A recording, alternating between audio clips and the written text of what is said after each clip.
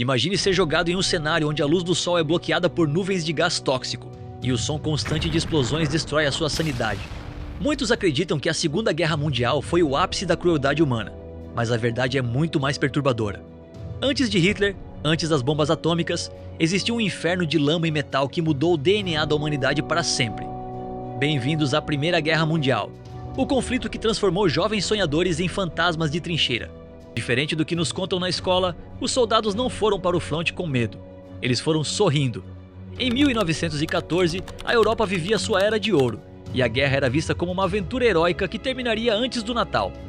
Mas o que encontraram não foi glória, foi uma produção industrial de cadáveres. Um erro de rota em uma rua comum de Sarajevo foi o fósforo que incendiou o mundo, provando que um único instante de azar pode condenar gerações inteiras ao abismo. Antes do primeiro tiro, a Europa era um barril de pólvora. As grandes potências como Grã-Bretanha, Alemanha e França estavam em uma corrida armamentista frenética, fabricando canhões e navios de guerra sem parar. Alianças secretas ligavam as nações como dominós prontos para cair. O otimismo da Belle Époque mascarava uma tensão sufocante. Bastava um empurrão, um pequeno incidente, para que o sistema inteiro entrasse em colapso e arrastasse milhões para um confronto inimaginável. E o empurrão veio. Em 28 de junho de 1914, o arquiduque Francisco Ferdinando, herdeiro do Império Austro-Húngaro, foi assassinado em Sarajevo. Ele sobreviveu a uma primeira bomba no trajeto, mas o motorista, por um erro inacreditável, tomou o caminho errado. O carro parou a poucos metros de Gavrilo Princip, o assassino que tinha desistido do atentado. Aqueles 2 tiros foram a faísca. Eles não apenas mataram um homem, eles acenderam o fogo de uma guerra que ninguém queria, mas ninguém conseguia evitar. O efeito dominó foi brutal. A Áustria declarou guerra à Sérvia. A Rússia, protetora da Sérvia, mobilizou suas tropas. A Alemanha, aliada da Áustria, declarou guerra à Rússia e depois à França. Quando a Alemanha invadiu a Bélgica neutra para atacar a França, a Grã-Bretanha, com seus tratados antigos, não teve escolha a não ser entrar no conflito. Em poucas semanas, o que era um incidente regional se tornou uma catástrofe global. Os jovens ainda marchavam cantando, mas o cenário à frente era de aniquilação total. Nos campos de batalha, a imagem da guerra mudou para sempre. Cavalos, baionetas e uniformes coloridos da era napoleônica se chocaram com metralhadoras que podiam disparar centenas de tiros por minuto. A artilharia pesada, com seus projéteis explosivos, vaporizava batalhões inteiros antes mesmo que um soldado pudesse reagir. Não era um duelo de cavalheiros, era uma matança industrial. Foi esse poder de fogo sem precedentes que forçou os exércitos a cavarem buracos no chão, em uma tentativa desesperada de sobreviver. Assim nasceram as trincheiras. Não eram apenas valas, mas labirintos complexos, se estendendo por quase 1000 quilômetros do Mar do Norte até a Suíça. Havia trincheiras de ataque, de suporte e de comunicação. Soldados dormiam em buracos cavados na terra úmida, dividindo o espaço com ratos gigantes, alimentados pelos restos e pelos mortos.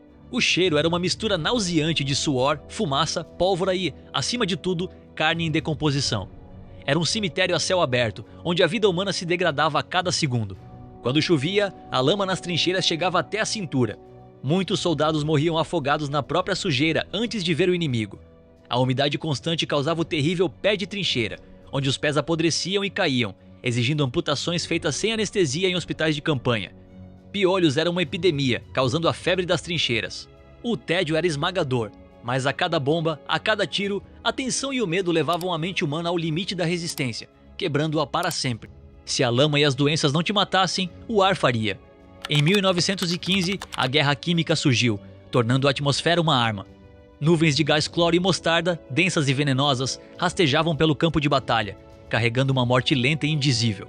Se você não colocasse sua máscara a tempo, o gás queimava seus olhos, cegava e dissolvia seus pulmões por dentro, transformando sua respiração em uma agonia que podia durar semanas. Era um ataque covarde contra o qual não havia defesa, apenas o lento sufocamento. Para tentar romper o impasse das trincheiras, surgiram os primeiros tanques de guerra.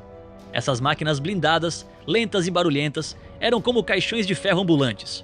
Por dentro, o calor era infernal e o cheiro de óleo e suor insuportável. Mas o impacto psicológico era imenso. Ver um monstro de metal atravessando o arame farpado, imune a balas, causava pânico absoluto nos defensores. Era o prenúncio da guerra mecanizada do futuro, mas que no início só adicionava mais terror ao caos.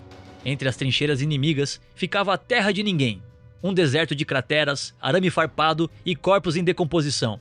Era um lugar onde ninguém queria estar, mas para onde milhares eram empurrados. As ordens eram simples: saltem das trincheiras e ataquem.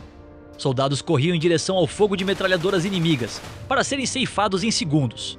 Em muitas batalhas, como a do Somme, 20.000 homens morriam em um único dia, para conquistar meros 100 metros de terreno, que seriam perdidos novamente logo depois. O barulho ensurdecedor da artilharia, que podia durar dias sem parar, criou uma nova doença, o shell shock. Soldados antissadios entravam em colapso mental, tremendo incontrolavelmente, perdendo a fala ou desenvolvendo tiques nervosos. Não era covardia, era a mente humana se quebrando diante de um horror impossível de processar. A Primeira Guerra desumanizou o combatente não só fisicamente, mas também psicologicamente, deixando uma geração inteira com cicatrizes invisíveis que durariam a vida toda. Enquanto a Europa sangrava, o conflito se expandia para o mundo.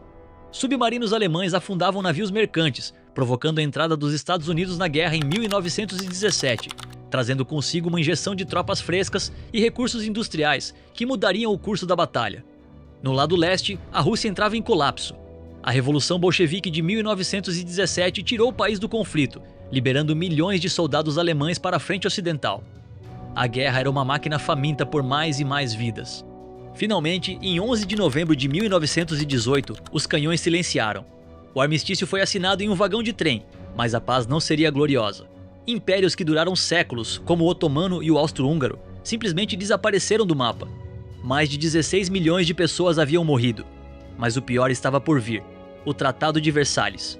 Em vez de curar as feridas, os vencedores buscaram vingança, impondo condições humilhantes à Alemanha que plantaram a semente de um ódio ainda maior. Entre os soldados feridos e humilhados que voltavam para uma Alemanha devastada, estava um jovem cabo com um bigode peculiar, Adolf Hitler. A raiva e o ressentimento causados pelo Tratado de Versalhes seriam o combustível perfeito para sua ascensão ao poder. A Primeira Guerra não apenas destruiu uma geração, ela pavimentou o caminho para a Segunda Guerra Mundial, provando que a humanidade pode ser seu próprio pior inimigo. O que deveria ser a guerra para acabar com todas as guerras foi apenas o doloroso prólogo de uma catástrofe ainda maior. Entender a Primeira Guerra é entender as cicatrizes que o mundo carrega até hoje. Se você chegou até aqui, você agora sabe que a história não é feita apenas de datas, mas de sacrifícios humanos indescritíveis. Se esse conteúdo agregou valor para você, deixe seu like e compartilhe com quem gosta de história real.